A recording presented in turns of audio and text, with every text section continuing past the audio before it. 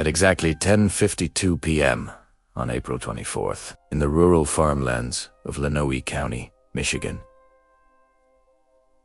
a cell phone sent its final message. Not a desperate plea for help. Not a goodbye to loved ones. Just a single cold letter that would haunt investigators and family members for years to come. The letter K. For a woman known to be expressive, talkative, someone who filled her text messages with emotion and detail.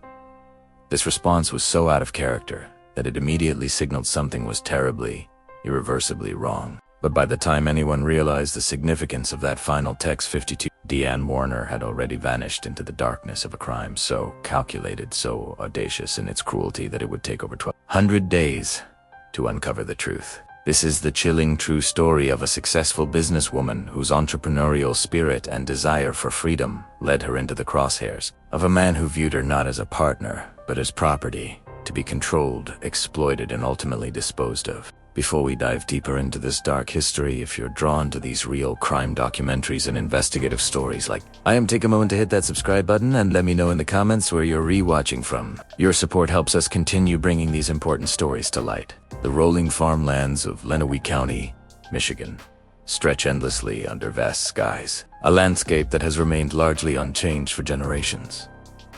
Here, in this close-knit agricultural community, families have worked the same soil for decades, their lives intertwined through seasons of planting and harvest, economic hardship, and modest prosperity. It's a place where everyone knows everyone, where handshake deals still carry weight, and where the rhythms of rural life provide both comfort and confinement. Into this world, Dee Warner was born in 1963, carrying within her an entrepreneurial fire that would both define her success and ultimately seal her fate. For 5 generations, Dee's family had called Lenawee County home. The Warner name was woven into the fabric of the community, associated with hard work, reliability, and the kind of deep roots that anchor families to place and purpose. But Dee possessed something that set her apart from the traditional expectations of rural Michigan women of her generation. She had vision, ambition, and an unwavering determination to build something of her own. By the time she reached her 50s, Dee had transformed that vision into DDW Investments, a thriving trucking company that operated from converted barns on her property. What had started as a small venture had grown into a multi-million-dollar operation, earning Dee respect throughout the farming community and beyond. The trucking business was perfectly suited to the agricultural economy of southern Michigan. Farmers needed reliable transportation for their crops, equipment, and supplies. Construction companies required materials moved efficiently across the state. Dee had identified a need and filled it with a kind of practical intelligence that characterizes successful rural entrepreneurs. Her company's trucks could be seen on highways throughout Michigan and beyond, their distinctive colors becoming a familiar sight to those who knew the roads of America's heartland. But success in business, Dee would discover, could not protect her from the darkness that was growing within her own home. In the early 2000s, she married Dale Warner, a man 15 years into what would become a marriage defined not by partnership, but by an increasingly toxic dynamic of control and psychological manipulation. Dale was 56 years old in 2021, a man who had grown accustomed to exerting influence over every aspect of Dee's life. Their union had produced one child together, 9-year-old Angelina, who had become both a source of joy for Dee and a weapon that Dale would use to maintain his control. The warning signs of an abusive relationship had been present for years, though they were often hidden behind the facade of a successful rural family. Dee's adult children from her previous relationships, Raquel, Amber, and Zach, watched with growing concern as their mother's vibrant personality began to dim under the weight of Dale's psychological pressure. What they witnessed was a textbook case of intimate partner abuse, a pattern that domestic violence experts recognize as one of the most dangerous forms of relationship violence. Dale's control tactics were both sophisticated and brutal. He had installed tracking devices on Dee's vehicles, turning her cars into mobile monitoring systems that reported her every movement. He demanded access to her phone, scrutinizing her communications, and isolating her from friends and family members who might offer support or sanctuary. The psychological manipulation was perhaps even more devastating than the physical control. Dale had convinced Dee that her business success was somehow dependent on his involvement, that leaving would result in her losing everything she had worked to build. This financial entanglement is a common feature of domestic abuse. particularly in cases involving family businesses, where the lines between personal and professional assets become deliberately blurred.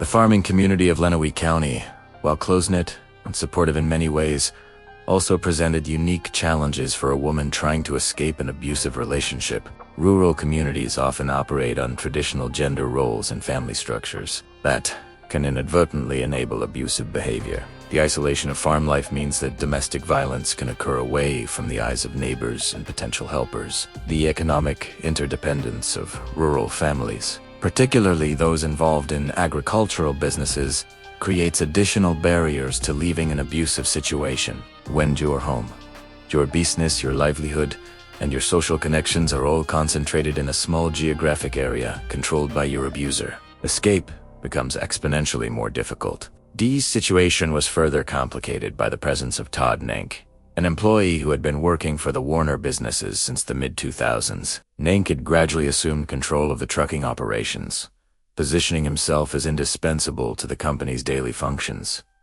But Dee had begun to suspect that Nank was not the loyal employee he appeared to be. She believed he was making decisions behind her back, undermining her authority in her own company, and working in collaboration with Dale to push her out of the business she had built. This triangulated dynamic, an abusive spouse working in conjunction with a disloyal employee, created a web of betrayal that left Dee feeling increasingly trapped and vulnerable.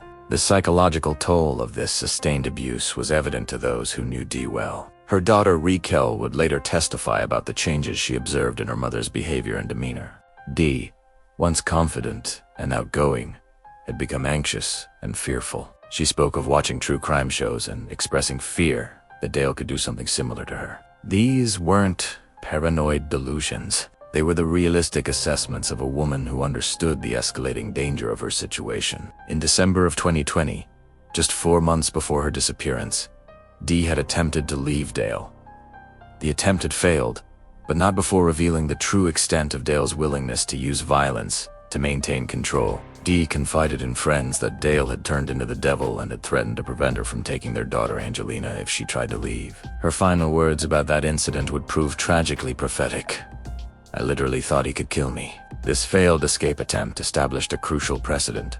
Dale now knew that Dee was actively planning to leave, and his response had been to escalate his threats and control measures. For abusers, the knowledge that their victim is planning to escape often triggers the most dangerous phase of the relationship. The spring of 2021 brought with it a confluence of factors that would make Dee's situation even more precarious. Financial pressures within the Warner businesses were mounting, creating additional stress and conflict. The COVID-19 pandemic had disrupted supply chains and created economic uncertainty throughout the trucking industry. Dee was working multiple jobs to keep their ventures profitable, while Dale was spending money at an alarming rate. The financial strain was exacerbating existing tensions and creating new opportunities for conflict and control. Employee relationships were also deteriorating. The ongoing issues with Todd Nank were coming to a head, and Dee felt increasingly betrayed by someone she had trusted to help run her company. The feeling that she was being systematically undermined in her own business added another layer of stress to an already volatile situation. For a woman who had built her identity around her entrepreneurial success, watching that success be sabotaged from within was particularly devastating. But perhaps most significantly, Dee was reaching a psychological breaking point. After years of abuse, she was finally ready to take the ultimate step of ending her marriage. Despite the potential consequences, this decision represented both tremendous courage and terrible danger. Statistics consistently show that the most dangerous time for a victim of domestic violence is when they are planning to leave or have recently left their abuser. The abuser's sense of losing control can trigger extreme violence as a final attempt to maintain dominance. On the evening of Friday, April 23, 2021, the pieces were already in motion for the tragedy that would unfold over the next 24 hours. Dee had made her decision. Dale, whether through direct knowledge or intuitive understanding of his wife's psychological state, sensed that his control was slipping. Todd Nank remained embedded in their business operations, his loyalties unclear but his self-interest apparent, and 9-year-old Angelina remained the innocent center of a storm that was about to break with devastating force. The stage was set in this quiet corner of rural Michigan for a crime that would shock the community and reveal the deadly intersection of domestic violence, financial manipulation, and calculated murder. What happened next would demonstrate the lengths to which an abuser will go to maintain control, even when that control can only be preserved through the ultimate act of violence. Saturday morning, April 24th, 2021, dawned clear and mild across Lenawee County. The early spring weather held the promise of summer, and the farming community was already deep into the seasonal rhythms that would define the coming months. For most residents, it was a day like any other, filled with the ordinary concerns of rural life: equipment, maintenance, crop planning, family obligations. But for Dee Warner,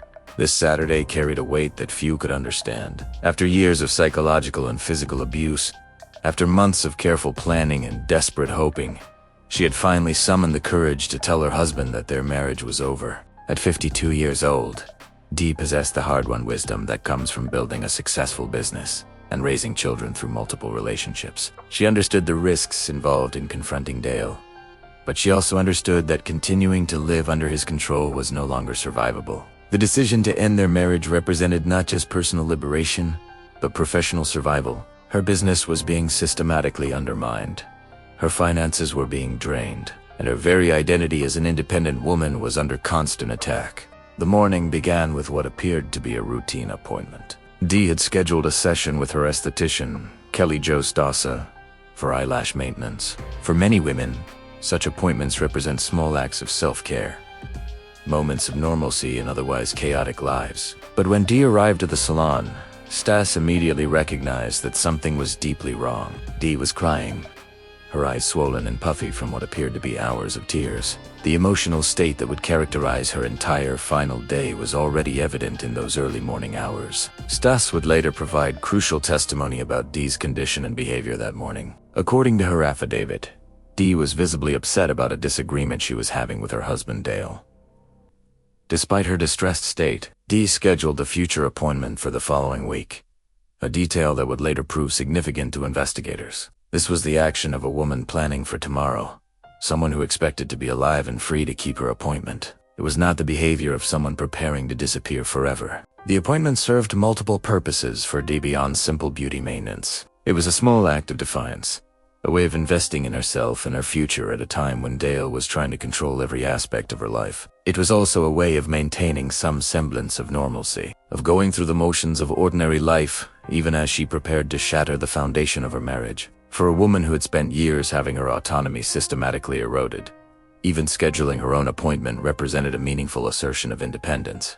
Following the salon visit, Dee began making rounds to her adult children's homes. These visits, while appearing casual to outside observers, served a crucial purpose. Dee was saying goodbye. Though she may not have fully understood it herself, she visited with her daughter Amber and spent time with her son Zach at Amber's house during the late morning hours. When Zach saw his mother, he immediately recognized the signs of distress that had become all too familiar. Dee was visibly upset and had clearly been crying for hours, her emotional state deteriorating as the day progressed. The pattern of Dee's visits to her children reveals the careful planning that went into her final day. She was ensuring that she had face-to-face contact with the people who mattered most to her, perhaps sensing that this might be her last opportunity to see them as a free woman. The conversations during these visits were loaded with subtext, though the full meaning would only become clear in retrospect. Dee was preparing her children for the possibility that their lives were about to change dramatically, though she couldn't have known just how dramatically. After visiting with Zach and Amber, Dee took her youngest daughter, 9-year-old Angelina, to a soccer game. This moment captures the tragic complexity of Dee's situation. Even as she was preparing to confront the most dangerous man in her life, she was trying to maintain normalcy for her child, to protect Angelina from the storm that was gathering around their family. To anyone watching from the sidelines, Dee looked like any other soccer mom, cheering for her daughter's team and participating in the weekend rituals of suburban family life. But beneath this facade of normalcy, Dee was fighting a battle for her psychological survival. The fear that she confided to her daughter Raquel earlier that day reveals the depth of her terror about what Dale might do. Raquel would later testify that her mother had said, "I watch Dateline like every night, and Dale could do something like that to me." These words were chilling in their prescience, revealing that Dee understood the statistical reality facing women who leave abusive relationships. She had educated herself about the patterns of intimate partner violence, and she knew that the act of leaving often triggers the most extreme violence. The reference to Dateline, the long-running true crime television program, is particularly significant. Dee was not just watching these shows for entertainment. She was studying them, learning about the patterns of behavior that characterize domestic violence homicides. She understood that men like Dale, when faced with the loss of control over their victims, often escalate to murder rather than accept the end of their dominance. This knowledge made her decision to confront Dale even more courageous, but also exponentially more dangerous. Throughout that Saturday, Dee told multiple people about her intention to divorce Dale. She texted her son Zach that afternoon, declaring she was done with this and would sign over her portions of the Warner businesses to him. This text message reveals the extent of her desperation. Dee was not just talking about ending her marriage. She was prepared to give up her life's work, the trucking company she had built from nothing, in order to escape Dale's control. For a woman whose identity was so closely tied to her business success, this represented an enormous sacrifice. The decision to transfer her business interests to Zach also reveals Dee's understanding of the financial warfare that would inevitably follow any attempt to leave Dale. She knew that he would use the complexity of their shared business interests as a weapon against her, tying up assets in legal proceedings and making it impossible for her to achieve true independence. By preemptively signing over her interests to her son, she was attempting to protect her life's work from Dale's anticipated retaliation. But Dee's day was about to take a turn that would make all her careful planning irrelevant. That evening, she found herself in the middle of a heated three-way argument with Dale and Todd Nank about the trucking business. The timing of this confrontation was not coincidental. Dale and Nank, whether through explicit coordination or intuitive understanding of their shared interests, had chosen this moment to corner Dee about business operations and money. The dispute centered around Nank's role in the company and what Dee believed was his systematic betrayal of her trust. Todd Nank had been working for the Warner businesses since the mid-2000s, gradually accumulating responsibility and authority within the trucking operations. But Dee had begun to suspect that Nank was not the loyal employee he appeared to be. She felt he was making decisions behind her back, undermining her authority in her own company, and working in collaboration with Dale to push her out of the business she had built. The three-way argument on April 24th represented the culmination of months of growing suspicion and resentment. The dynamics of this confrontation were particularly toxic, because Dee found herself facing two men who had formed an alliance against her interests. Dale consistently sided with Nank against his own wife, a pattern that had been developing for months. This alignment between husband and employee created a two-against-one dynamic that left Dee feeling isolated and outnumbered in discussions about her own company. The psychological impact of being betrayed by both her spouse and her employee cannot be overstated. At 8:34 p.m., knowing that the confrontation about divorce was imminent, Dee made a decision that may have saved her daughter's life, but unknowingly sealed her own fate. She sent 9-year-old Angelina to stay with a friend for the weekend, ensuring that the child would not witness whatever was about to unfold between her parents. This decision reveals Dee's understanding of the volatility of the situation she was about to create. She knew that telling Dale about her decision to divorce would likely trigger an explosive reaction, and she wanted to protect her daughter from witnessing that confrontation. The act of sending Angelina away also demonstrates Dee's continued focus on her role as a mother, even in the face of extreme personal danger. Her primary concern was protecting her child from psychological trauma, even if it meant facing Dale's wrath alone. This decision would later be seen as both heroic and tragic heroic, because it spared Angelina from witnessing her mother's murder. Tragic, because it left Dee without any witnesses to whatever happened next. As evening fell over the Warner property, the stage was set for a confrontation that would end with one of the most calculated murders in Michigan's criminal history. The isolation of the rural property meant that whatever happened between Dale and Dee would occur far from potential witnesses or helpers. The complex web of financial interests, business relationships, and family dynamics created multiple motives for violence. And Dale's long history of controlling and abusive behavior had established a pattern that made extreme violence not just possible, but statistically probable. The tension that filled the air on the Warner farm that evening was like an approaching storm, heavy with the promise of destruction. Dee had spent the day preparing for this moment, saying goodbye to her children, ensuring her daughter's safety, and summoning the courage to speak words that she knew would change everything. Dale, whether through direct knowledge of Dee's plans or intuitive understanding of his wife's psychological state, was also preparing for a confrontation, but his preparation would involve not negotiation or acceptance, but the implementation of a plan so cold-blooded and methodical that it would shock investigators for years to come. At 10:24 p.m. on that Saturday evening, Dee's friend sent her a text message asking how things were going. For someone known to be talkative and expressive, someone who filled her communications with detail and emotion, what happened next would become one of the most haunting aspects of the entire case. The silence that followed this innocent inquiry would stretch for 29 agonizing minutes, a period during which Dee's life was almost certainly ending in the most brutal way imaginable. When her phone finally responded at 10:53 p.m. with that single, cold letter K, it marked not just the end of a text conversation, but the end of a life. The argument that Dale would later admit was the worst of his life was reaching its crescendo. Dale's version of events, a story that would change multiple times over the coming months, claimed that despite the intensity of their fight, the couple somehow reconciled by the end of the night. He would tell investigators that Dee fell asleep on the living room floor while he was giving her a massage for her chronically sore neck, and that he then carried her to the couch before going to bed himself. But this story was just the first of many lies Dale would tell about that night, each one designed to distance himself from the truth of what he had done. The massage detail is particularly chilling when viewed through the lens of Dee's history of abuse. Stephanie Volkley, Dee's business manager, had noticed that Dee seemed uncomfortable when Dale tried to massage her neck and shoulders, especially after a fight. This pattern of unwanted physical contact after conflict is common in abusive relationships, representing another form of control and dominance. The idea that Dee would willingly submit to a neck massage from Dale after their worst argument ever strains credibility beyond the breaking point. But the most damning evidence against Dale's story was the complete cessation of all electronic activity associated with Dee. After that final text message, her phone records showed no further activity after 10:53 p.m.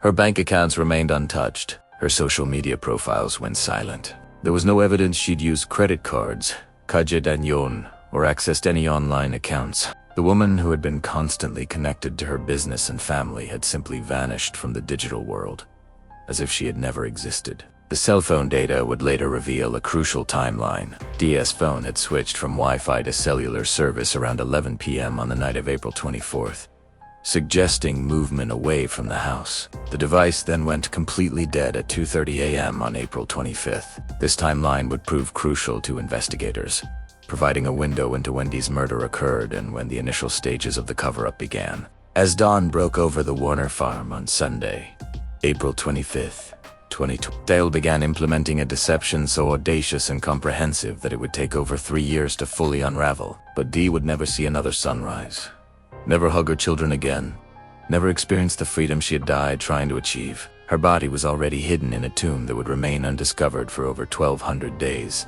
while Dale played the role of the concerned husband whose wife had mysteriously vanished. Sunday morning, April 25th, 2021, dawned with the kind of crisp clarity that makes rural Michigan particularly beautiful in late spring. The Warner farm, with its rolling fields and converted barn offices, appeared peaceful and ordinary to any casual observer. But beneath this facade of rural tranquility, one of the most calculated cover-ups in the state's criminal history was already underway. Dale Warner had approximately 8 hours before anyone would notice Diaz's absence. 8 crucial hours to implement a deception that he hoped would fool investigators, family members, and the community that had known them both for years. According to Dale's carefully constructed narrative, he left for work at 6:30 a.m., leaving Dee sleeping peacefully on the couch, snoring as if nothing had happened the night before. This detail, the snoring, was characteristic of Dale's approach to deception. He understood that specific, mundane details often make lies more believable. So he peppered his false accounts with the kind of ordinary observations that might convince casual listeners of their authenticity. But investigators would later recognize these details as fabrications designed to support his claims of innocence. Around 9 a.m., Diaz, adult daughter, Raquel, arrived at the family farm with her boyfriend and young daughter for their traditional weekly Sunday breakfast. This was a routine they had maintained for years, a sacred time for 3 generations of the family to come together and share a meal. The consistency of this tradition was part of what made Dee's absence so immediately alarming. She never missed these Sunday breakfasts, and she certainly never failed to answer the door when her family arrived. When Raquel knocked on the door and received no response, when she called out for her mother and heard only silence, the first tendrils of fear began to creep into what should have been an ordinary family gathering. The house felt wrong somehow, empty in a way that went beyond simple absence. Raquel's boyfriend and young daughter waited as she walked around the property, calling for Dee and finding nothing but the kind of silence that makes the hair on the back of your neck stand up. When Raquel finally located Dale on the property, what happened next would haunt her for years to come. Dale approached her holding something that should never have been in his possession. Dee's $50,000 wedding ring, a symbol of their marriage that Dee wore every single day without exception. The sight of that ring in Dale's hand was like a physical blow to Raquel, who knew instinctively that her mother would never willingly remove it, especially not if she was simply going away for a few days, as Dale was suggesting. Dale's explanation for having the ring was characteristically manipulative and implausible. He claimed he had found it on his desk in the office, suggesting that Dee had left it there before she disappeared. But Raquel knew her mother's habits and psychological attachment to that ring. Dee viewed her wedding ring as both a symbol of commitment and a financial asset, something she would never abandon casually. The ring's presence in Dale's possession was immediate evidence that whatever had happened to Dee, it had not been voluntary. The ring was just the beginning of Dale's elaborate fictional narrative about Dee's disappearance. When pressed about his wife's whereabouts, he told a story that was both detailed and internally contradictory, the kind of lie that sounds plausible on first hearing, but falls apart under scrutiny. According to Dale, Dee had taken a travel bag, her purse, her phone, her curling iron, and hairspray when she left. He suggested she might be staying with another man, perhaps even leaving the country to start a new life. This narrative served multiple purposes for Dale. It portrayed Dee as the kind of woman who might abandon her family and business for selfish reasons, painting her as the villain in their marital drama. It also suggested that her disappearance was voluntary and possibly permanent, discouraging extensive search efforts. Most importantly, it provided a framework that could explain away any evidence of violence or foul play. If Dee had left willingly with another man, then any signs of struggle or conflict could be attributed to their final argument rather than criminal activity. But there were immediate and glaring problems with Dale's story that should have raised red flags for anyone listening carefully. Both of Dee's vehicles remained parked on the property, one in the garage at their home and another at her office building approximately 100 feet away. If Dee had truly left, as Dale described, how would she manage to transport herself, her belongings, and her supposed lover away from the isolated rural property? The logistics of Dale's story simply didn't add up, but he seemed to be counting on the emotional shock of Dee's disappearance to prevent careful analysis of these inconsistencies. Even more disturbing was Dale's claim about Dee's supposed secret communication methods. He told investigators that she had a second phone, a device she used for clandestine activities. Deputy Austin Hall captured Dale's exact words on body camera footage. "I told the other kids she has got a second phone. She doesn't know that I know. She has it. It's a secret phone." This statement revealed Dale's psychological state more clearly than he probably intended. He was projecting his own secretive and controlling behavior onto Dee, describing the kind of surveillance and deception that he had been practicing for years. The secret phone claim was particularly insidious because it played into common stereotypes about unfaithful spouses, while deflecting attention from Dale's own documented pattern of surveillance and control. For years, Dale had been tracking Dee's movements, monitoring her communications, and violating her privacy in countless ways. The idea that she was the one with secrets was pure projection, a classic tactic used by abusers to justify their controlling behavior while painting their victims as untrustworthy. When Dee's son Zach arrived at the property later that morning with his sister Raquel to search for their mother, Dale's behavior became even more suspicious. Surveillance footage captured Zach methodically searching through Dee's office building, looking for any clue about where his mother might have gone. The footage shows a young man desperately hoping to find some explanation for his mother's disappearance, some evidence that would make sense of an impossible situation. When Zach finally encountered Dale on the property, Dale asked him a question that seemed strange under the circumstances. "You really do you want to know where your mom is?" When Zach replied that he had no idea, Dale's reaction was notably calm for a man whose wife had supposedly vanished without explanation. There was no urgency in his voice, no desperate pleas for help finding the woman he claimed to love, no emotional breakdown at the thought of losing his partner of 15 years. This emotional flatness would characterize Dale's behavior throughout the investigation, while Dee's children and extended family displayed the kind of raw anguish expected from people whose loved one had vanished. Dale seemed more concerned with managing information and controlling narratives than with actually finding his missing wife. His priorities were telling. Rather than organizing search parties or hiring private investigators, Dale's first instinct was to protect himself legally and financially. The electronic evidence of Dee's disappearance was equally damning. After that Sunday morning, every digital trace of her existence simply ceased. Her phone records showed no activity after the previous night. Her bank accounts remained untouched. Her social media profiles went silent. For a woman who was constantly connected to her business operations, who maintained active relationships with family and friends through digital communication.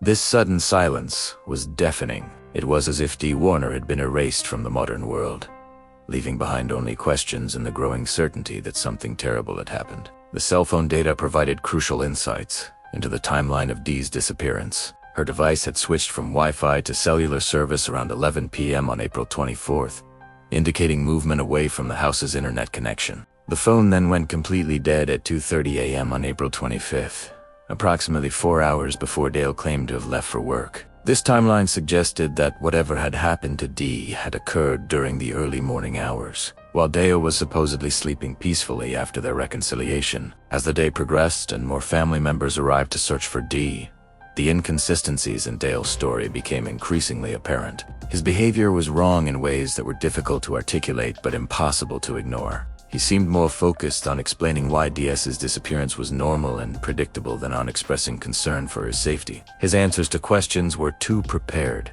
too detailed, as if he had rehearsed them in advance. Most tellingly, he showed no interest in actively searching for his missing wife or cooperating with efforts to locate her. The contrast between Dale's reaction and that of Dee's biological family was stark and revealing. While her children were frantically searching every building on the property, calling her friends, and desperately trying to understand what had happened, Dale remained curiously passive. He offered explanations rather than assistance, theories rather than action. For a man whose wife had supposedly vanished without warning, this behavior was not just unusual, it was suspicious to the point of being incriminating. By the end of that first day, the foundation of what would become a 3-year investigation had already been laid. Dee's family knew with increasing certainty that Dale was not telling the truth about what had happened to their mother, daughter, and sister. The evidence of his deception was already mounting. The wedding ring in his possession, the implausible story about her departure, the lack of any logical explanation for how she had left the property, and his own emotional detachment from what should have been a devastating family crisis. But the most chilling aspect of that first day was the realization that while everyone else was frantically searching for Dee, desperately hoping she was alive somewhere, Dale already knew exactly where she was. He knew because he had put her there, in a hiding place so audacious and cruel that it would take investigators over 3 years to discover it. While her family cried and searched and prayed for her safe return, Dee was already entombed in a metal container less than 4 miles away, welded inside what had become her grave. The investigation that would consume the next several years was about to begin, but Dale had already won the most crucial battle.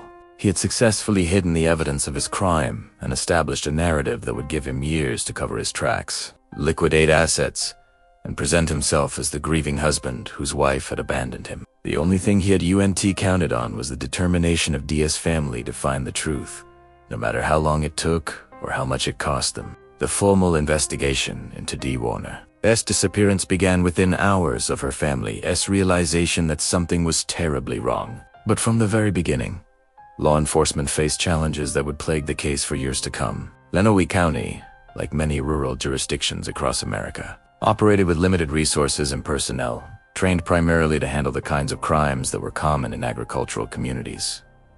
Property theft, domestic disputes, drug-related offenses, a sophisticated murder case involving financial manipulation, psychological abuse, and calculated deception was outside the normal scope of their experience. Deputy Austin Hall arrived at the Warner property on Sunday evening, April 25th, for what was initially classified as a welfare check.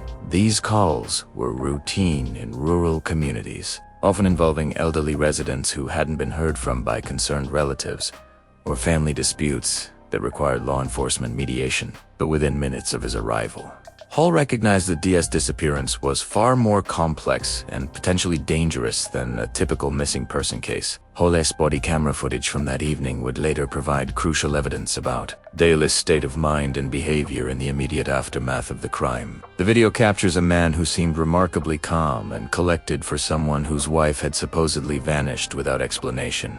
Dale's responses to Hall's questions were detailed and seemingly helpful, but they contained subtle inconsistencies that would become more significant as the investigation progressed. During this initial interview, Dale repeated his claims about Dee's secret phone and her supposed affair. He told Hall that she had been upset the previous evening about employee issues, suffering from a migraine after the argument with Todd Nank and others. "I came home last night and she was really upset," Dale explained, painting himself as a supportive husband trying to comfort his troubled wife.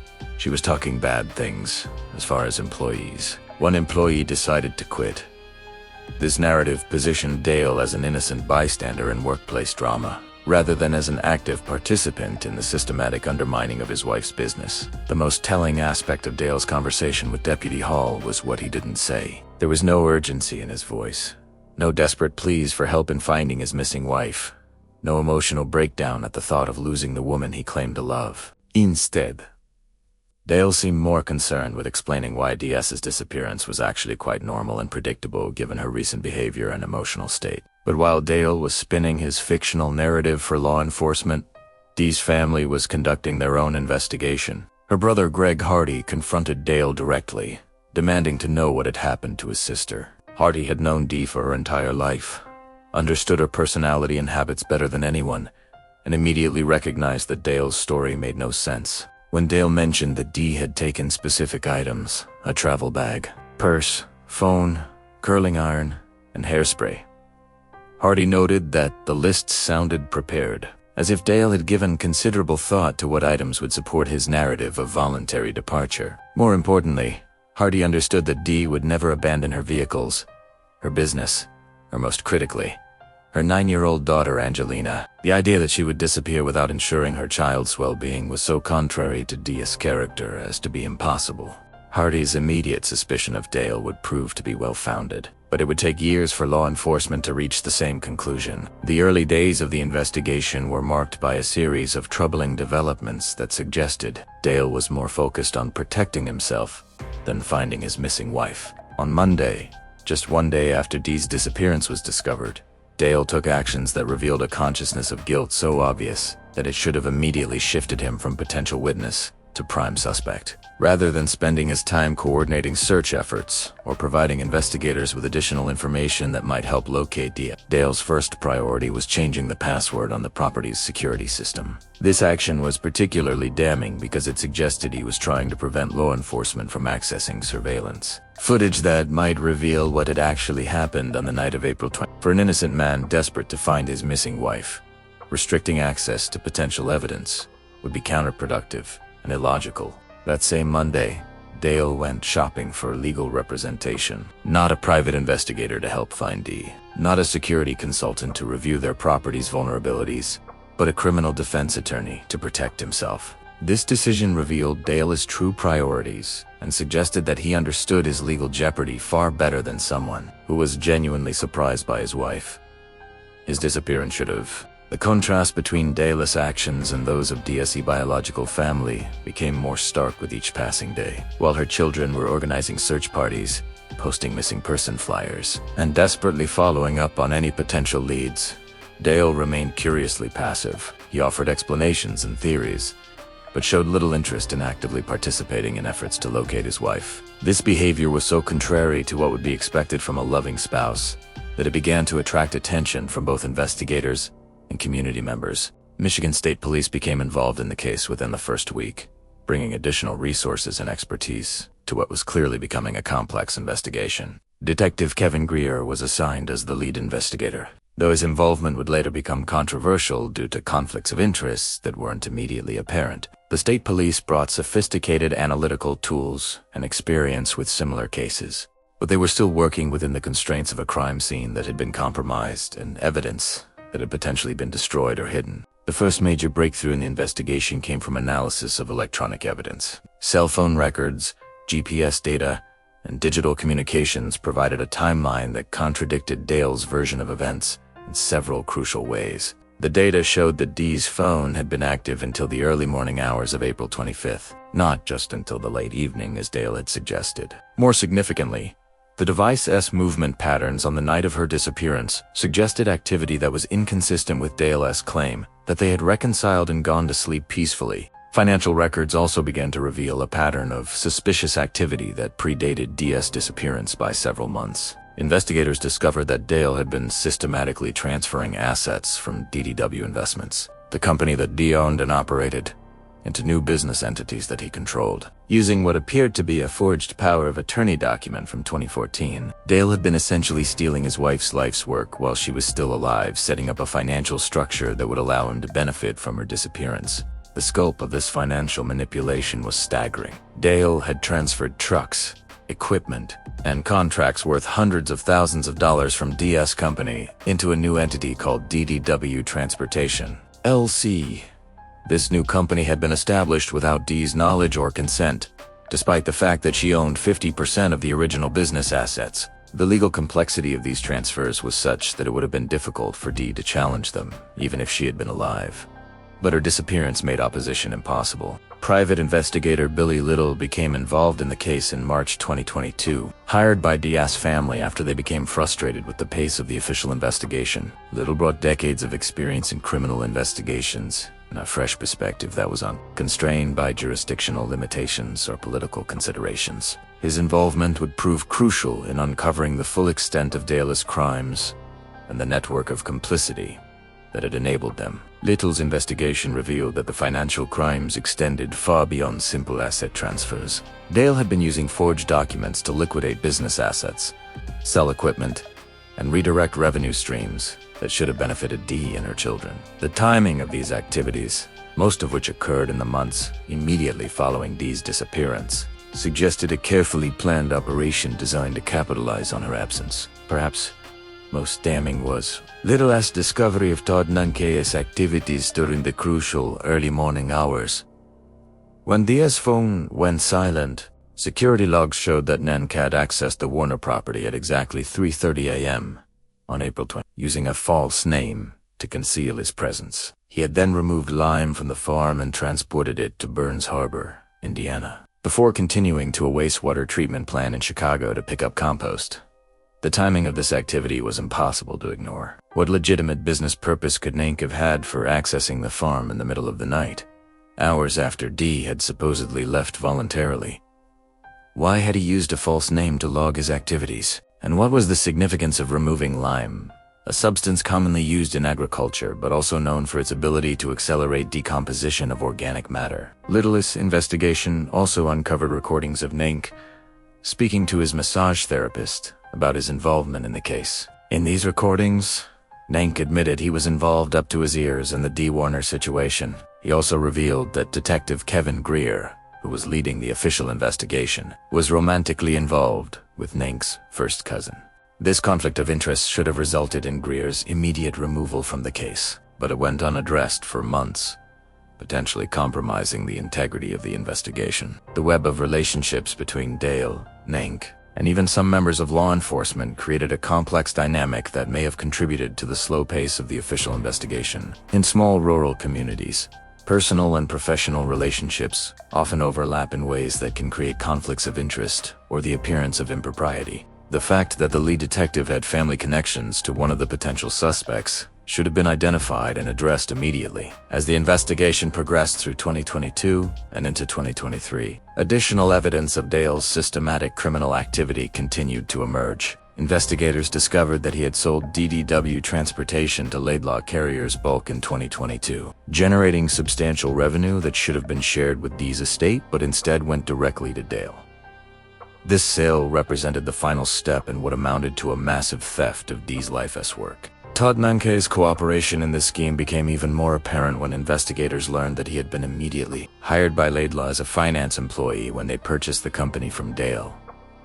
This wasn't a coincidence or a matter of his qualifications. It was a reward for his participation in the systematic looting of Dee's business. The new job provided Nank with financial security and professional advancement as compensation for his role in covering up a murder. The pattern of evidence that emerged over nearly 2 years of investigation painted a picture of premeditated murder, followed by an elaborate cover-up involving multiple participants. Dale hadn't simply killed his wife in a moment of rage. He had planned her murder as part of a comprehensive scheme to steal her assets and eliminate her as an obstacle to his financial goals. The involvement of Nank and potentially others suggested a conspiracy that went far beyond domestic violence, into the realm of organized criminal activity. But perhaps the most frustrating aspect of the investigation was the continued absence of Dee's body. Without physical remains, prosecutors faced significant challenges in building a murder case that could convince a jury beyond reasonable doubt. Dale and his co-conspirators had succeeded in their primary goal, hiding the evidence of their crime so effectively that law enforcement could unprove a murder had actually occurred. The search for Dee's remains became an obsession for both investigators and her family. Multiple properties were searched, bodies of water were dragged, and sophisticated technology was employed to try to locate any trace of her physical presence. The Michigan landscape, with its dense forests, numerous lakes, and vast agricultural areas, offered countless potential hiding places for someone determined to dispose of evidence permanently. Ground-penetrating radar was used to search properties associated with Dale and Nanke cadaver. Dogs were brought in to search buildings, vehicles, and outdoor areas. Dive teams explored ponds and streams. Aviation assets were used to survey large areas from above, looking for disturbances in the landscape that might indicate burial sites. Despite these extensive efforts, Dee remained hidden, her location known only to her killer. The psychological toll of this prolonged search was devastating for Dee's family. Living with uncertainty about the fate of a loved one creates a unique form of torture that interferes with the normal grieving process. Dee's children could improperly mourn their mother because they didn't know definitively that she was dead. They couldn't achieve closure because her body remained missing. They existed in a state of suspended animation, unable to move forward with their lives while the fundamental questions about their mother's fate remained unanswered. The community impact of Dee's disappearance was also significant. Lenawee County was the kind of place where people didn't just vanish without explanation, where families had deep roots and extensive networks that should have provided some clue about what had happened. The fact that a successful businesswoman and mother could simply disappear without leaving any trace challenged the community's sense of safety and stability. Local media coverage of the case was extensive, but it also created challenges for the investigation. Dale's supporters, and there were some in the community who continued to believe his version of events, argued that media attention was unfairly prejudicing potential jurors against him. They pointed to the lack of physical evidence and suggested that Dee might have indeed left voluntarily, perhaps to escape debts or legal problems related to her business. This narrative warfare became a significant aspect of the case, with Dell's legal team working to shape public opinion in his favor, while Dee's family fought to keep attention focused on finding the truth. The battle for public perception was particularly important in a small community where potential jurors would likely have formed opinions about the case long before any trial began. By late 2023, investigators had assembled what they believed was sufficient evidence to proceed with charges, despite the absence of Dee's body. The circumstantial evidence was overwhelming. Dale's suspicious behavior immediately after the disappearance, his lies about the events of April 24th, his immediate focus on legal protection rather than finding his wife, the systematic theft of business assets, and the network of financial crimes that had benefited from Dee's absence. The decision to proceed with charges without a body was not taken lightly. Prosecutors understood that such cases were more difficult to prove, and that defense attorneys would focus heavily on the absence of physical evidence. However, the totality of the evidence, combined with the clear pattern of motive and opportunity, created a compelling case that Dee had been murdered and that Dale was responsible for her death. The arrest warrant was issued in November 2023, nearly 2.5 years after Dee's disappearance. The delay had been frustrating for her family, but it had also allowed investigators to build the most comprehensive case possible. Every financial transaction had been traced. Every lie had been documented. Every suspicious behavior had been analyzed. The case against Dale Warner was built on a foundation of methodical investigative work that would be difficult for defense attorneys to challenge. On November 21st, 2023, Michigan State Police executed the arrest warrant at Dale's home. The man who had spent over 2 years portraying himself as the grieving husband whose wife had abandoned him was finally forced to face the consequences of his actions. But even as handcuffs were placed on his wrists, Dale maintained his innocence, continuing the deception that had defined his behavior since the morning Dee's body was discovered missing. The arrest brought a sense of justice delayed but not denied for Dee's family. They had never wavered in their belief that Dale was responsible for their mother's disappearance, and they had fought tirelessly to ensure that the truth would eventually emerge. But they also knew that the arrest was just the beginning of a legal process that could take years to resolve, and that the most important question, where Dee's body was hidden, remained unanswered.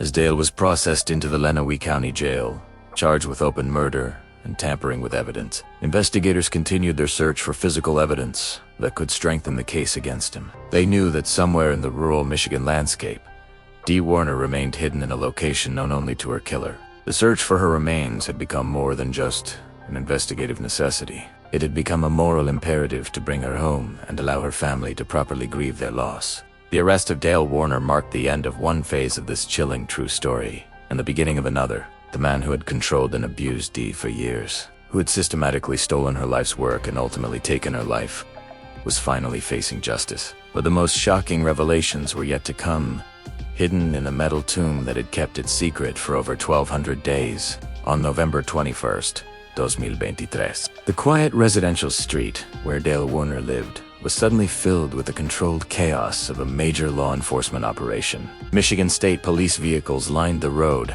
their emergency lights cutting through the gray. November morning, as officers prepared to arrest the man who had successfully evaded justice for over 2.5 years. For Dee's family, watching from a distance, as news of the impending arrest spread through their network of supporters, this moment represented both vindication and the terrible finality of accepting that their loved one was never coming home alive. The arrest itself was anticlimactic in the way that real-life criminal apprehensions often are, lacking the dramatic confrontations and chase scenes that characterize fictional portrayals of justice. Dale Warner was taken into custody without incident, offering no resistance as officers placed him in handcuffs and read him his rights. The man who had spent years controlling and intimidating his wife, who had orchestrated an elaborate financial fraud and covered up a brutal murder, submitted meekly to arrest when finally confronted with the consequences of his actions. At his arraignment on November 22nd, 2023, Dale appeared in Lenawee County S2A District Court to face charges of open murder and tampering with evidence. The courtroom was packed with Dee's family members, supporters, and media representatives who had been following the case since her disappearance. When Judge Anna asked how he pleaded to the charges, Dale responded firmly with not guilty, maintaining the facade of innocence that he had sustained for over 2 years. The prosecution's request for a 20-minute bond reflected both the severity of the charges and their assessment of Dale as a significant flight risk. Prosecutor Jonathan Sally argued that Dale had demonstrated a pattern of deceptive behavior, had access to substantial financial resources through his theft of Dee's assets, and had shown no regard for legal or moral constraints. The astronomical bond amount was designed to ensure that Dale would remain in custody throughout the lengthy legal proceedings that lay ahead. Dale's defense attorney requested a reasonable bond, arguing that their client had deep ties to the community and no prior criminal history. However, Judge Anna denied the request, ordering Dale held without bond pending trial.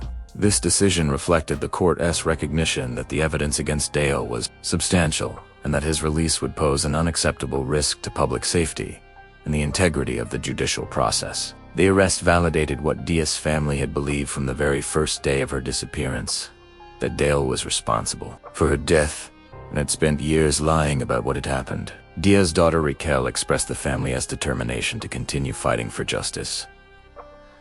"This is not over. It's only beginning. We will fight even harder to make sure we get the justice she deserves." These words reflected both the satisfaction of seeing Dale finally held accountable and the understanding that the legal battle was just beginning. But even as Dale sat in jail awaiting trial, the most crucial piece of evidence remained missing. Dee's body had been hidden so effectively that over 2 years of intensive searching by law enforcement, private investigators, and volunteer groups had failed to locate her remains. The absence of physical evidence would complicate the prosecution's case and provide the defense with their primary argument for Dale's innocence. The search for Dee's remains had involved some of the most sophisticated investigative techniques available to modern law enforcement. Ground-penetrating radar had been used to scan properties associated with Dale and his associates. Cadaver dogs had searched buildings, vehicles, and outdoor areas throughout Lenawee County and beyond. Aviation assets had surveyed large areas from above, looking for landscape disturbances that might indicate burial sites. Despite these extensive efforts, Dee remained hidden, her location known only to her killer, and possibly his accomplices. The psychological impact of this prolonged uncertainty was devastating for Dee's family. Her children existed in a state of suspended grief, unable to properly mourn their mother because they couldn't be certain she was dead, unable to achieve closure because her fate remained unknown. The natural human need for finality, for the ability to visit a gravesite and engage in traditional mourning rituals, was denied to them by Dale's successful concealment of evidence. During the months following Dale's arrest, investigators continued their painstaking work of building the prosecution's case. Every aspect of Dale's behavior in the days and weeks following Dee's disappearance was analyzed and documented. His lies to law enforcement were cataloged and cross-referenced. His financial crimes were traced through complex webs of business transactions and asset transfers. The goal was to create such an overwhelming body of circumstantial evidence that no reasonable jury could doubt his guilt, even without the presence of Dee's body. The case took another disturbing turn in March 2025 when authorities arrested Dale's son, Dee Warner, on charges of evidence tampering and accessory to murder in connection with Dee's death. While these charges were later dismissed, the arrest suggested that the conspiracy to conceal Dee's murder had extended beyond just Dale himself. The involvement of family members in covering up the crime added another layer of betrayal to an already horrific situation. The allegation that multiple family members had participated in concealing evidence of Dee's murder was particularly disturbing because it suggested a network of complicity that had allowed the crime to remain hidden for over 3 years. In small rural communities, family loyalty often runs deep, but the idea that multiple people could have remained silent while Dee's children searched desperately for their mother challenged basic assumptions about human decency and moral responsibility. Private investigator Billy Little continued his work on behalf of Dee's family, uncovering new evidence and pursuing leads that law enforcement resources couldn't accommodate. His investigation had already revealed the scope of Dale's financial crimes and Todd Ninka's suspicious activities. In the hours following Dee's disappearance, Little's work had been crucial in building the case that eventually led to Dale's arrest, and he remained committed to finding additional evidence that could strengthen the prosecution's position. The media attention surrounding the case had created both opportunities and challenges. For all parties involved, public interest in the case had helped maintain pressure on law enforcement to continue their investigation, and the coverage had generated tips and leads that might not have emerged otherwise. However, the extensive publicity had also created concerns about finding impartial jurors who had already formed opinions about Dale's guilt or innocence. Dale's defense team, led by attorney Mary Chartier, began preparing for what they knew would be a challenging case. Their primary strategy focused on the absence of physical evidence and the reliance on circumstantial evidence that could be interpreted in different ways. They argued that Dale's suspicious behavior could be explained by grief, shock, and poor decision-making rather than guilt. They suggested that Dee might have indeed disappeared voluntarily, possibly to escape financial problems or personal issues that hadn't been fully explored by investigators. The defense team also requested a change of venue, arguing that pretrial publicity had made it impossible to find an impartial jury in Lenawee County.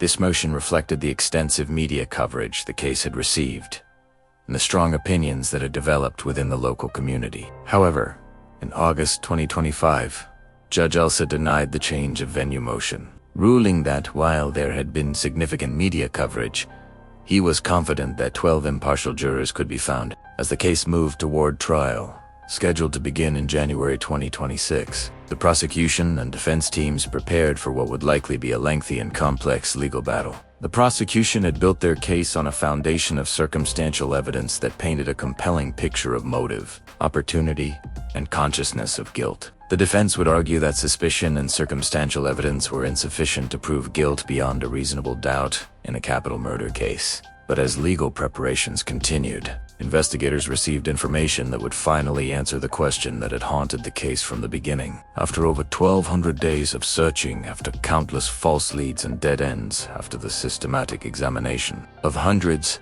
of potential burial sites, law enforcement was about to discover that Dee Warner had been hidden in the most audacious and cruel location imaginable, right under their noses in a place so obvious that its very obviousness had made it invisible. On August 17th, 2024, Michigan State Police executed a search warrant on property owned by Dale Warner on Paragon Road in Tipton, approximately 4 miles from the home where Dee had lived and died. This wasn't the first time law enforcement had searched properties associated with Dale, but new evidence and refined investigative techniques had pointed them toward a specific location that had previously been overlooked or inadequately examined. The property contained several outbuildings and pieces of agricultural equipment, typical of farming operations in rural Michigan. Among these was an anhydrous ammonia tank, a large metal container commonly used for storing fertilizer chemicals. To casual observers, it appeared to be nothing more than routine farm equipment, the kind of utilitarian machinery that dots the landscape of agricultural America. But investigators had received information suggesting that this particular tank might contain more than agricultural chemicals. When officers approached the tank for a closer examination, they discovered that it had been professionally welded shut and repainted to conceal any evidence of tampering. The welds were neat and professional, suggesting that whoever had sealed the tank had both the equipment and expertise necessary to do the job properly. The repainting was equally professional, making the tank appear identical to other pieces of equipment on the property. The decision to open the tank was not made lightly. Law enforcement officers understood that they might be about to discover the remains of Dee Warner, ending over 3 years of uncertainty but also confirming the worst fears of her family. The process of cutting open the tank was methodical and careful, designed to preserve any evidence that might be contained within while treating the potential human remains with appropriate dignity and respect. When the tank was finally opened, investigators found what they had been searching for since April 2021. Inside the metal container, welded into what had become her tomb for over 3 years, were the remains of Dee Warner. The discovery was both a relief and a source of new anguish for her family, who had never stopped hoping that somehow, against all evidence and logic, their mother and sister might still be alive somewhere. Dee's son, Zach's reaction to the news captured the complex emotions surrounding the discovery. "It was my mom. Well, it was a body in a tank." These simple words conveyed the terrible reality that while they had finally found Dee, what they had found was not the vibrant, loving woman they remembered, but the physical evidence of a crime so cruel that it defied comprehension. On August 22nd, 2024, the Jackson County medical examiner positively identified the remains as Dee Warner through dental records. There was no doubt, no possibility of error or misidentification. After more than 3 years of uncertainty, Dee had finally been found.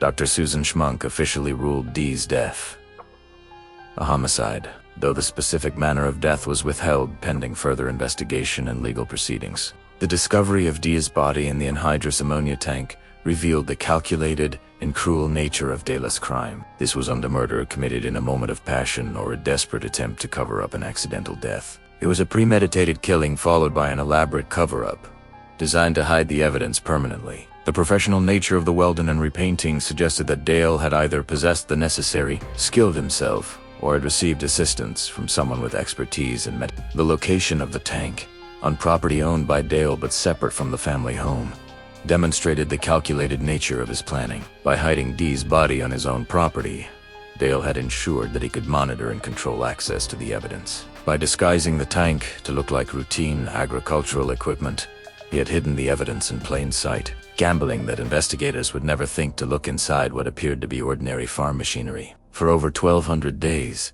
as search parties scoured the countryside and investigators followed leads across multiple states, Dee had been less than 4 miles from where she was last seen alive. She had been there through every anniversary of her disappearance, through every birthday her family celebrated without her, through every holiday when her absence was felt most acutely. The cruelty of this concealment went beyond the murder itself, extending the suffering of her family and friends for years beyond what was necessary. The discovery of Dee's remains fundamentally changed the prosecution's case against Dale Warner. What had been a circumstantial case built on suspicious behavior financial crimes, and lies to investigators now included the physical evidence that had been missing for over 3 years. The presence of Dee's body, hidden in such a calculated and cruel manner, provided powerful evidence of premeditation and consciousness of guilt that would be difficult for any defense team to explain away. With Dee's body finally recovered, her family could begin the process of proper mourning and eventual healing. The uncertainty that had tormented them for over 3 years was finally resolved. Though the resolution brought its own form of pain, they could now hold a funeral, visit a gravesite, and engage in the traditional rituals of grief that help families cope with the loss of a loved one. But they would also have to live with the knowledge of how Dee had spent her final years. Not in some distant location starting a new life, as Dahl had claimed, but trapped in a metal tomb, a victim of a man who had promised to love and protect her. The aftermath of Dee's discovery sent shockwaves through the rural Michigan community that had been following the case for years. The revelation that she had been hidden so close to home, in such a cruel and calculated manner, challenged assumptions about what neighbors might be capable of and how well anyone truly knows the people around them. The case became a stark reminder that domestic violence can escalate to murder in any community, among people who appear successful and well integrated into society. In May 2025, Dee's family filed a $100 million wrongful death lawsuit against Dale, providing the most detailed public account yet of what they believed had happened on the night of April 24th, 2021. The lawsuit alleged that Dale had fatally strangled his wife in their home, then transported her body to the anhydrous ammonia tank, where he welded her inside and repainted the container to conceal his crime. The legal filing provided a comprehensive narrative of the systematic abuse that had preceded the murder, painting a picture of a man who viewed his wife as property that he could dispose of at will. The wrongful death lawsuit served multiple purposes beyond seeking financial compensation for Dee's family. It provided a legal vehicle for presenting evidence and testimony that might not be admissible in criminal proceedings. It also ensured that Dale's financial assets, many of which had been acquired through the theft of Dee's business interests, could be preserved for eventual distribution to her rightful heirs. Most importantly, it provided another forum for telling Dee's story and ensuring that her life and death would not be forgotten. As the criminal case against Dale moved toward trial, the discovery of Dee's body had transformed what had been a challenging circumstantial case into what prosecutors believed was a compelling murder case with physical evidence. The manner of concealment was so elaborate and cruel that it provided powerful evidence of premeditation and consciousness of guilt. The location of the body on Dale's own property eliminated many potential alternative theories about who might have been responsible for the crime. The defense team faced a significantly more difficult challenge with the discovery of Dee's remains. Their primary strategy of arguing that she might have disappeared voluntarily was no longer viable. They would need to develop new theories that could explain away the physical evidence while maintaining Dale's. This would prove to be an enormous challenge, given the calculated nature of the concealment and the extensive circumstantial evidence that had already been developed. The community impact of discovering Dee's remains was profound and lasting. Residents of Lenawee County had to confront the reality that one of their neighbors had committed a brutal murder and had successfully hidden the evidence for over 3 years. The case became a cautionary tale about the hidden dangers of domestic violence and the ways that successful, seemingly respectable people could be capable of horrific crimes. The investigation continued even after Dee's body was discovered, as prosecutors worked to understand the full scope of the conspiracy that had enabled Dale to conceal his crime for so long. The involvement of Todd Nink and potentially other family members suggested that multiple people had knowledge of what had happened to Dee and had chosen to remain silent while her family searched desperately for answers. As this dark, true crime story moved toward its legal resolution, the discovery of Dee's remains had provided the closure that her family desperately needed, while also ensuring that Dale Warner would face the full consequences of his actions. The woman who had built a successful business from nothing, who had raised 5 children and contributed to her community, had finally been brought home. Her story had become a powerful reminder of the deadly intersection of domestic violence, financial manipulation, and the lengths to which some people will go to maintain control over others. The legacy of Dee Warner extends far beyond the horrific circumstances of her death, reaching into the fundamental questions about domestic violence, rural justice, and the ways that communities respond to intimate partner abuse. Her story has become a powerful example of how financial control and psychological manipulation can escalate into lethal violence, and how the isolation of rural life can enable abusers while making escape more difficult for their victims. In the aftermath of Dale's arrest and the discovery of Dee's remains, her case has been studied by domestic violence advocates, law enforcement agencies, and legal professionals. As an example of the complex dynamics that characterize the most dangerous forms of intimate partner abuse, the systematic nature of Dale's financial crimes, combined with his escalating pattern of control and violence, represents a textbook case of how economic abuse intersects with physical and psychological violence.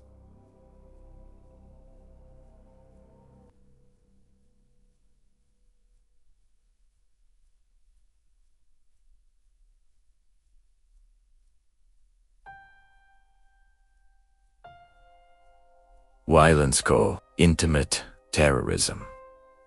The financial manipulation that preceded Dee's murder was particularly sophisticated and demonstrates how abusers can use business relationships and legal documents to trap their victims. Dale's use of allegedly forged power of attorney documents to transfer assets from Dee's company into entities he controlled represents a form of economic violence that is often overlooked in discussions of domestic abuse. For victims who have built successful businesses or accumulated significant assets, the threat of financial ruin can be just as controlling as the threat of physical violence. These cases also highlighted the unique challenges faced by domestic violence victims in rural communities. The isolation of farm life, the interconnected nature of rural economies, and the traditional gender roles that still prevail in many agricultural communities can create additional barriers to escaping abusive relationships when you're a business and social connections are all concentrated in a small geographic area. Leaving an abusive partner requires not just personal courage but a complete reconstruction of your entire life. The response of Dee's family to her disappearance and murder has become a model for how families can advocate for victims when official investigations seem insufficient. Their decision to hire private investigator Billy Little, their persistent pressure on law enforcement, and their willingness to speak publicly about Dee's case helped maintain attention and ultimately contributed to Dale's arrest. Their advocacy demonstrates the crucial role that families can play in ensuring that cases do not get forgotten or the legal proceedings that followed Dale's arrest have also provided important precedents for prosecuting murder cases without a body. While such cases are always challenging, the systematic documentation of Dale's lies, his suspicious behavior, and his financial crimes created a foundation of circumstantial evidence that was ultimately sufficient to support murder charges. The eventual discovery of Dee's remains vindicated the decision to proceed with charges and demonstrated that patient, methodical investigation can overcome even sophisticated attempts to conceal evidence. The involvement of multiple people in concealing Dee's murder has raised important questions about the responsibilities of bystanders and the legal consequences of remaining silent about serious crimes. While not everyone who suspected Dale might be involved in Dee's disappearance could be expected to come forward immediately, the case illustrates how communities of silence can enable criminals to escape justice for extended periods. The media coverage of Dee's case has also contributed to broader conversations about how domestic violence cases are reported and understood by the public. The extensive attention the case received helped maintain pressure for investigation and prosecution, but it also raised questions about privacy, presumption of innocence, and the potential for media coverage to interfere with fair legal proceedings. The balance between public interests in criminal cases and the rights of both victims and defendants remains a complex issue in high-profile domestic violence cases. For the trucking industry and rural business community more broadly, Dee's case has highlighted the vulnerabilities that can exist when family businesses become entangled with personal relationships. The ease with which Dale was apparently able to manipulate business documents and transfer assets demonstrates the need for better protections and oversight in family-owned enterprises, particularly when domestic relationships are deteriorating. The case has also contributed to ongoing discussions about rural law enforcement resources and capabilities. The initial investigation of Dee's disappearance was conducted by agencies with limited experience in complex murder cases, and some of the early missteps may have contributed to the length of time it took to build a prosecutable case. The eventual involvement of state police and federal resources was crucial to the investigation's success. but it raises questions about how rural communities can better prepare for and respond to serious crimes. Educational institutions and domestic violence prevention organizations have incorporated Dee's story into training programs and awareness campaigns, using her case to illustrate the warning signs of escalating abuse and the importance of safety planning for victims. Considering leaving dangerous relationships, her story serves as a powerful reminder that domestic violence can affect anyone, regardless of their economic success, social standing, or apparent independence. The technological aspects of the investigation, including cell phone data analysis, financial records examination, and digital forensics, have provided law enforcement agencies with valuable insights into modern investigative techniques. The case demonstrates how electronic evidence can be crucial in establishing timelines and contradicting false narratives, even when physical evidence is initially unavailable. For the legal community, Dee Warner's case has contributed to discussions about the ethics of representing clients who may be involved in ongoing The tension between zealous advocacy and potential participation in fraud or evidence concealment requires careful navigation by defense attorneys, particularly in cases where missing persons may be murder victims. The impact on Dee's children and grandchildren will likely persist for generations, as they continue to process not only their mother's murder but also the years of uncertainty and the shocking circumstances of her concealment. Their advocacy for justice and their determination to preserve their mother's memory has inspired other families facing similar tragedies, demonstrating the power of persistence in seeking truth and accountability. As the criminal justice system continues to process Dee Warner's case, Dee's legacy extends beyond the specifics of her murder to encompass broader questions about justice, community responsibility, and the protection of vulnerable individuals. Her story has become a rallying point for domestic violence prevention efforts and a stark reminder of the potential consequences when warning signs are ignored or minimized. The rural Michigan farming community where Dee lived and died has been forever changed by her case. The revelation that such calculated cruelty could occur among neighbors who thought they knew each other has prompted so about community responsibility and the importance of supporting victims of domestic abuse. Local organizations have expanded their domestic violence services and education programs, using Dee's story as a catalyst for positive change. The financial crimes that accompanied Dee's murder have also had lasting impacts on business practices and oversight within the agricultural community. Her case has prompted discussions about document security, power of attorney protections, and the safeguards needed to prevent the kind of systematic asset theft that Dee apparently orchestrated. For investigators and prosecutors, the case represents both a success story and a cautionary tale about the challenges of complex criminal cases. The eventual resolution demonstrates that patient, methodical investigation can overcome sophisticated attempts at concealment, but it also highlights the resources and expertise required to successfully prosecute such cases. As this chilling true story reaches its conclusion, Dee Warner's legacy serves as both a tribute to her life and a warning about the deadly potential of domestic violence when combined with financial manipulation and calculated cruelty. Her story ensures that her death was not in vain if it helps other potential victims. Recognize danger signs encourages communities to take domestic violence seriously and demonstrates that even the most sophisticated criminal schemes can eventually be unraveled by determined investigation. The woman who built a successful trucking business from converted barns, who raised 5 children and contributed to a rural community, deserved better than the fate that befell her. But through the tireless advocacy of her family, the dedication of investigators, and the broader community response to her case, Dee Warner's story has become a powerful force for justice and change. Her name will be remembered not just as a victim of domestic violence, but as a catalyst for the kind of awareness and action that could prevent other women from suffering the same tragic fate. The trial of Dee Warner, scheduled to begin in January 2026, will provide the final chapter in the legal proceedings surrounding Dee's murder. But her impact on domestic violence prevention, rural justice, and community awareness will continue long after the courtroom doors close. Her story has already saved lives by encouraging other victims to seek help, by training law enforcement officers to recognize the warning signs of escalating abuse, and by demonstrating to communities that domestic violence is everyone's responsibility to address. In the quiet farming community of Lenawee County, where Dee's family had lived for 5 generations, Her memory lives on through the positive changes her tragedy has inspired. Domestic violence resources have been expanded, business practices have been reformed to prevent financial abuse, and community members have been educated about the warning signs that might have helped save Dee if they had been recognized and acted upon earlier.